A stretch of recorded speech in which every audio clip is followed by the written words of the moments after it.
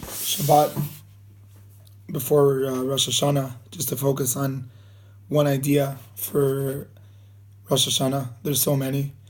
Yiratzon Limud Shebidei Kol HaCholim Ubeducham Tanya Bat Hoda Margalit Yosef Yair Ben Aviv Achav Arav Sivan Ben Sima Ne'ama Bat Aviva. There's 3 big days coming up, 2 days of Rosh Hashanah and 1 day of Yom Kippur. Very often we don't really realize that there's an actual huge difference between Rosh Hashanah and Yom Kippur. Growing up, I remember in Otniel, we would start davening on Rosh Hashanah at 5. We would finish at around 3. We would eat for an hour, sleep a little bit, come back the next day, daven from 5, finish at 3. And then on Yom Kippur, it was basically the same thing. And one time my friend just came to me and he said, Yair, your davening Rosh Hashanah and Yom Kippur is the same thing. And if you really thought about it, they're really different from each other. So I wanted to try and understand the difference between Rosh Hashanah and Yom Kippur, and in the context of one big question. And the big question is, how is it possible for change to last?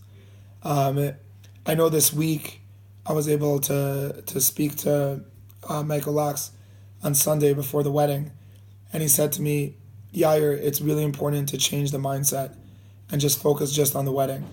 And we had to daven to be able to just dance for 7 hours to change the whole mindset. And so the question is, how can someone really change mindset? How can someone really change on Rosh Hashanah? And so what's really one of the main big differences between Rosh Hashanah and Yom Kippur davening is that on Rosh Hashanah, not even once do we speak ever about any sins. We do not say even once, Ashamnu, Bagadnu, Gazalnu. We never say, Al Chet Shechatanu. There's no remembrance of any sin at all. Whereas when we look at Yom Kippur, the focus of the davening is very much on the concept of what did we do wrong.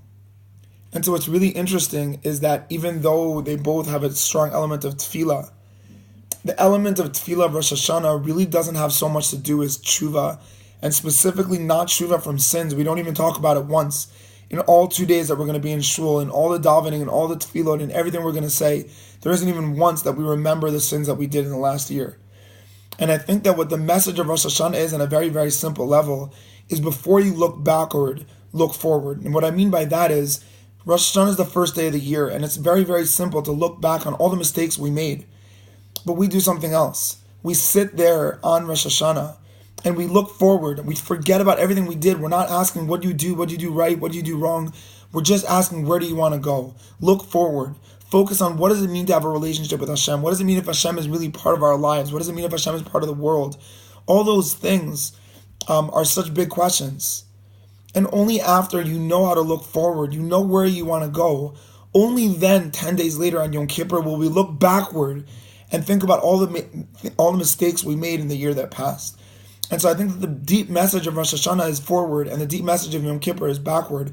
But what's even more interesting is that it's first forward and only then backward. And what I mean by that is, before we focus on what we did wrong, let's realize where we want to go.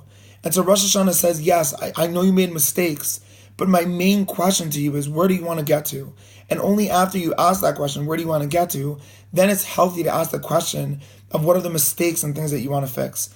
And to go back to what Michael was saying to me in changing mindset, when I got the bracha and the privilege to be at the wedding, the biggest bracha that Michael gave me was the concept of just looking at Rami, looking at Rebecca, looking at the family, and asking, where is the future right now? And looking at the Chatan and Kala and trying to dance for them for their future. And obviously, 10 minutes after the wedding, you go back and you realize there's so much pain in the past. But the only way sometimes to be able to change and to develop this idea of Yom Kippur is that we have Rosh Hashanah before.